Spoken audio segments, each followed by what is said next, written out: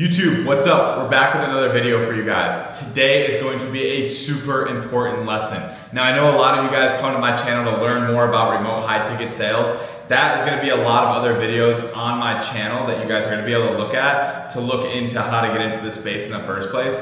This lesson today is going to be for people that already understand a little bit about remote sales, and this is going to help you become a better sales rep. Now, the lesson we're going over today is called the psychology behind sales. In this lesson, you guys are going to understand what drives people to actually buy. So let's get into it. It's going to be Loom style, going to be a ton of sauce spilled. Let's roll. Alrighty, here we are. The psychology behind sales. Now, this is one of the phases literally from my paid VIP mentorship that I have, like a few students that I led into that. But this is one slide from that pretty much ginormous course. This will be the only thing I spill from the course just because I do have students that invest into themselves, and this kind of stuff is priceless. But everyone needs to know the psychology behind sales, so let's get into it. So why does this phase matter most? Like out of my entire program, this phase for sure matters the most. The reason being is because sales isn't about information. And sales isn't about how great your product is. It's about pure emotion. Now, people don't buy when they're comfortable. People buy when they are emotional. If you miss the moment that someone's in an emotional state, you're fucking cooked. You're not going to get the sale. Now, here's the thing. Obviously, product matters. You only want to work for someone that has a good product. Because if not, that's fucked up. Because at the end of the day, you can sell a shitty product. If you get good enough at sales, you can sell a bad product. Now, no one should ever put themselves in the position that they have to do something like that. But that is literally how much this kind of stuff matters. Learning the actual psychology behind what makes people buy. So real examples from my life, right? When emotions kind of drove me to buy things, and specifically info products.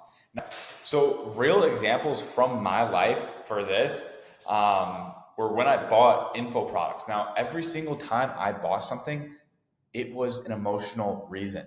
So real, like actual real, no bullshit, like actual real examples of my life where I invested into myself and bought stuff. Right? At 18 years old, I bought a drop shipping program because I just dropped out of college. I needed something to work. I dropped out of college at 18 and a half. I might have been 19, but who cares? I dropped out of college and I got my real estate license. Now, I was kind of just still getting real estate ramped up. It wasn't going great for me. I had no college degree. I had no path. I didn't have a plan, right? Real estate was my plan, but I didn't know if it was going to fucking work or not. So I was stressed out. I had pressure from my parents because they were pissed I dropped out of school without having a plan. I didn't want to go to the union. I didn't want to work on cars. I didn't want to have a hard labor 9-to-5 job. So I got my real estate license and that wasn't working out too well for me. So I was in an emotional state. I needed to make something work. And now that drove me to invest into myself and buy a dropshipping mentorship. And then from there, dropshipping, be honest with you guys, dropshipping kind of flops for me. Luckily for me, dropshipping broke even, but that doesn't even kind of matter right now. Still, 2 years after that, I was still in real estate. At that point, I was probably making 35, 40K a year in real estate. Not enough money to support a lifestyle, a family, or live the life that I want to live in general. I'm better off working a 9-to-5 at that point. So I was in another emotional state where I invested into myself to start working with my mentor for remote high ticket sales. Like that's exactly how it happened. Like an emotional thing in my life put me in the position to where I literally invested $1,500 into myself to get started with a mentor for high ticket sales. But from there was another time that I invested into myself. Now this was further on in my journey. Now here's the thing. There's so many of you guys that might be watching this video right now that have never invested a single dollar into yourself. And honestly, I mean, I know a lot of you guys have paid for college and stuff like that, but if you paid $80,000 to $100,000 for college and you don't have a job yet and you're not where you want to be, it doesn't fucking count. A lot of people get scammed with college. That's a whole nother loophole I can kind of go down.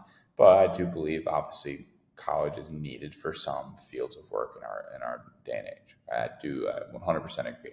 Doctor, lawyer, all those kind of things. Right? We need those kind of people. So go to college. You're going to do that. They make a lot of money. If you're going to college to be the general manager at fucking Chili's, you got fucking popped from college, man. I hate to be the one to tell you, but moving forward, I've invested tens of thousands of dollars into myself. A ton of money I've invested in myself that got me to where I'm at today. So if you've never invested a single penny into yourself, you're doing it wrong, and you need to change that mindset. You need to learn from people that have done it before. So I was making 10 to 15K a month, and I invested another $5,000 into a mentor. The reason was because I was moving up in my journey from a setter to a closer, and now a sales manager, to where I was managing 20 to 30 people on a team. Now for me, I knew that I might not have had the best skill possible to actually be a sales manager at the time, but I was still in that role because I was the best. But I still needed more so leadership skills. So I literally invested $5,000 into a mentor because I was in the state of I'm not enough. Like I was in an emotional state, right? And when I say emotional state, like none of these times I was like crying, but deep down, like I was like, fuck, like, okay, I need to figure this out. Emotions drove all of those sales. So a lot of emotional triggers that drive sales, like in our industry, in the B2C info industry, right? Someone hates their job. Someone wants to get into better shape for like a fitness offer. I mean, you're talking breakups, divorces, getting fired. They want to get better at a certain skill. They're not happy with their certain skill set. I mean, there's pressure from parents. They might feel like a failure, wanting to prove something to themselves or others. Not depression, but frustration and self-doubt. These are all just emotional triggers that can drive sales.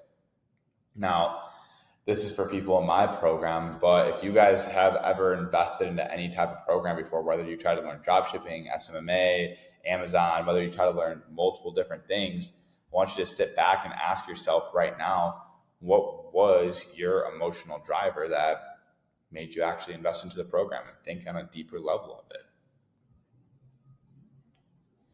So especially for you guys that are starting out as appointment setters. Now, appointment setters are the people obviously that set the call for the closer. If you're an appointment setter, you obviously already know what your role is if you're watching this right now.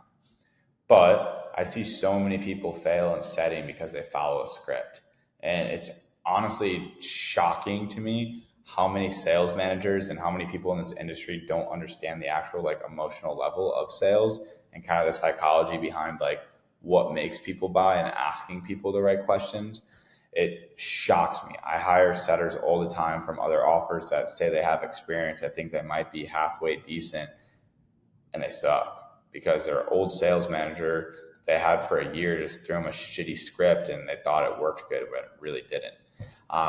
So I see so many I see so many setters fail because when they first start setting, they're so attached to the script.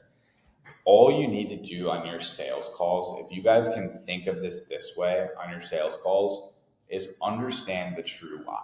Like, no, not just because someone wants to make extra money, or no, not because someone just wants to get in better shape, or that's not it. There's always something underneath all of that shit they're telling you that is the real true reason why they want to buy. I've sold people before because they've been in bad relationships. I've had a guy before that I sold that he had 2 girls leave him, but at the same time, the guy was 23 years old working at a fucking Sonic.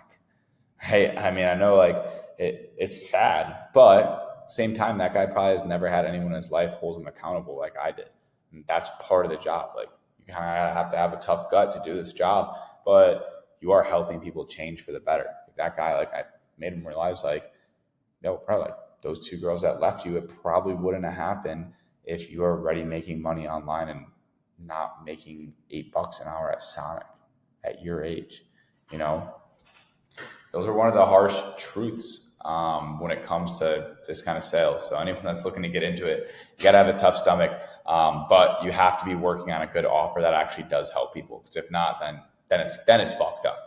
But if you are actually working on an offer that can help people do better and get better, and you can deliver, do whatever you need to do to get that sale done. But that's kind of like where the psychology of sales comes in for you guys. So that's pretty much all I got for you guys right now. If you guys need anything else, you guys hit me up, hit me with a like, subscribe, and stay tuned for some more sales content. Peace.